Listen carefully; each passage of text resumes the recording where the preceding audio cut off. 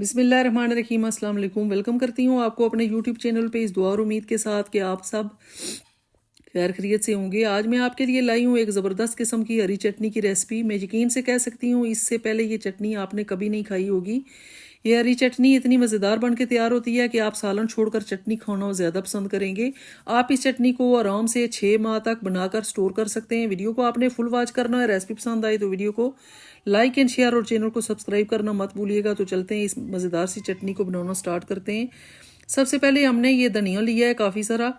इसको हमने पहले से धो के ड्राई कर लिया है।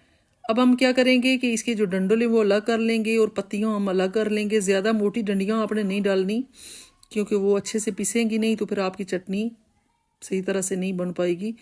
किचन टॉवल में इसे रखेंगे तो मज़ीद हम इसे ड्राई कर लेंगे। कोई भी इसमें मॉइस्चर नहीं होना चाहिए क्योंकि अगर ज़रा भी नमी रह गई तो आपकी चटनी ख़राब हो सकती है।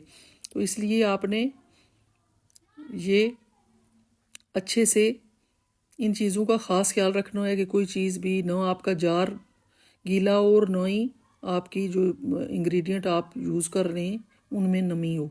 इसी तरह से सेम हम पुदीना भी डंडियाँ अलग कर लेंगे और पत्ते अलग कर लेंगे और इसको भी ड्राई कर लेंगे।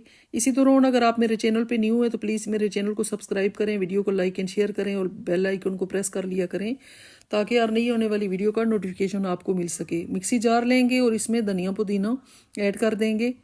ये धनिया भी इस तरह से हमने छोटा छोटा कट कर लेना है, मोटा नहीं होना चाहिए क्योंकि ये इजीली इसका पेस्ट बन सके। तो ये इस तरह से तो नहीं पिसेगा तो इसमें हम वाइट विनीगर ऐड करेंगे। 3 से 4 टेबल स्पून वाइट विनीगर के ऐड करेंगे और इसका फाइन सा पेस्ट बना लेंगे।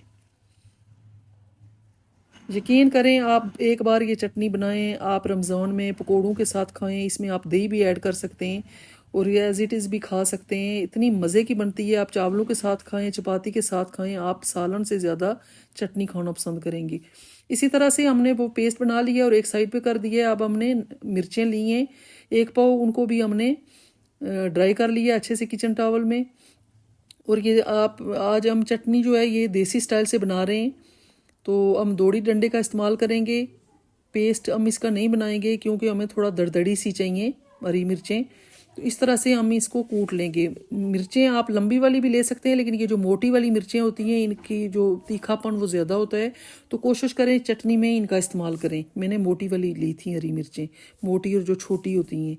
इसी तरह से 1 गंडी मैंने ली थी लहसुन की, वो भी हमने ऐड कर दी है। इसको भी अच्छे से पेस्ट बना लेंगे। दरदरा सा आपने कूटना है, ज़्यादा आपने पेस्ट नहीं बनाना।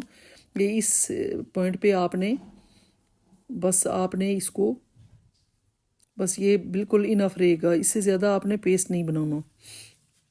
एक बाउल लेंगे और उसमें इसको शिफ्ट कर लेंगे। आराम से आप ये 6 माह तक स्टोर कर सकते हैं और जब चाहें आप ये खाएं। अब हम इसमें नमक ऐड कर देंगे टेस्ट के मुताबिक। मैंने 1 टीस्पून ऐड की है, नमक आपने ज़्यादा नहीं ऐड करना।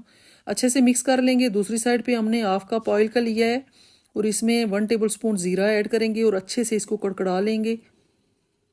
ये जो ज़ीरा हमने ऐड किया है और जो सिरका ऐड करेंगे, लीमू का रस ऐड करेंगे, ये प्रिजर्वेटिव के का काम करता है। इससे हमारा जो चटनी है ये तकरीबन 6 माह तक भी ख़राब नहीं होगी। आप 6 से 8 माह तक इसे इस्तेमाल कर सकते हैं।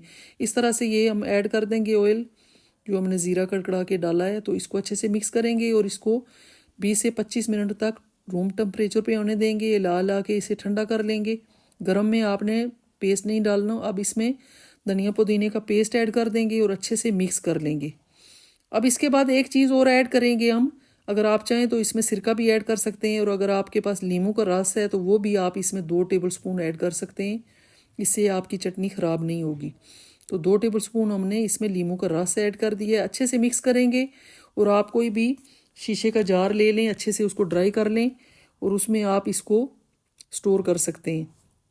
आई होप आपको मेरी आज की ये रेसिपी ज़रूर पसंद आएगी। आप इसको ज़रूर ट्राई कीजिएगा और अपना फीडबैक मुझे ज़रूर दीजिएगा।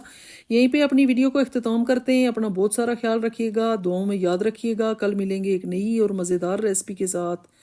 तब तक के लिए अल्लाह हाफिज़।